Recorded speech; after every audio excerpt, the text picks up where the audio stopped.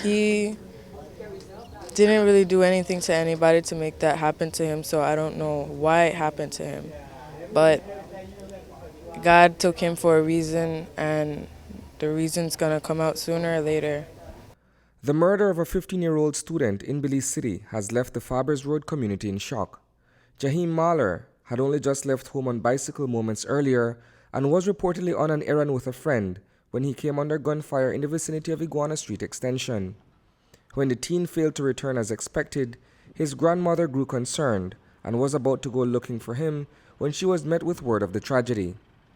I tell the dad, I said, how Jaheem not come yet? So I said, well, let me go look for him. Since I was walking out through the door, the young man was with him, came and said, where's your man? I said, inside.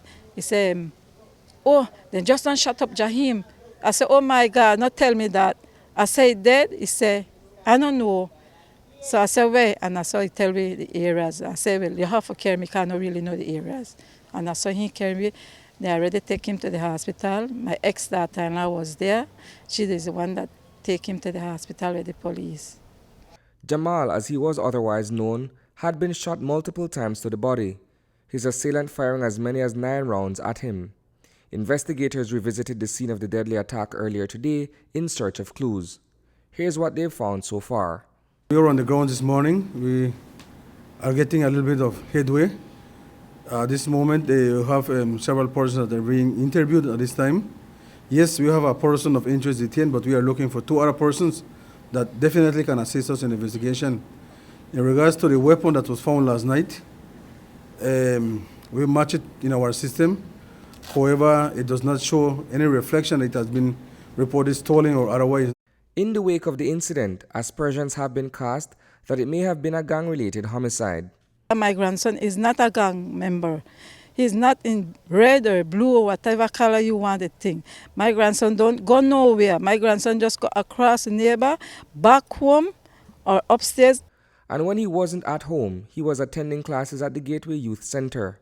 Jaheem was also big on community involvement.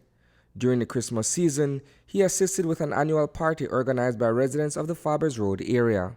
I always saw him as a youth with a bright spark. You know, he wasn't one of the guys that would be out there shooting anybody, robbing anybody.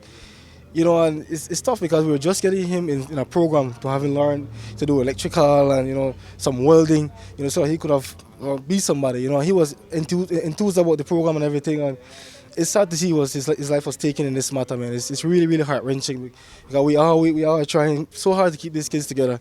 You know, he was one of the guys with the Christmas party we had. You know, he was one of the kids that actually helped us, you know. At present, Belize City Police are unable to determine a motive for Mahler's execution. What we have established so far about the victim is that he's a 15-year-old student. As to grouping or gang-related, we cannot speak on that at this time. But like I said, the investigators have not fell asleep. They have not gone to sleep since this murder took place.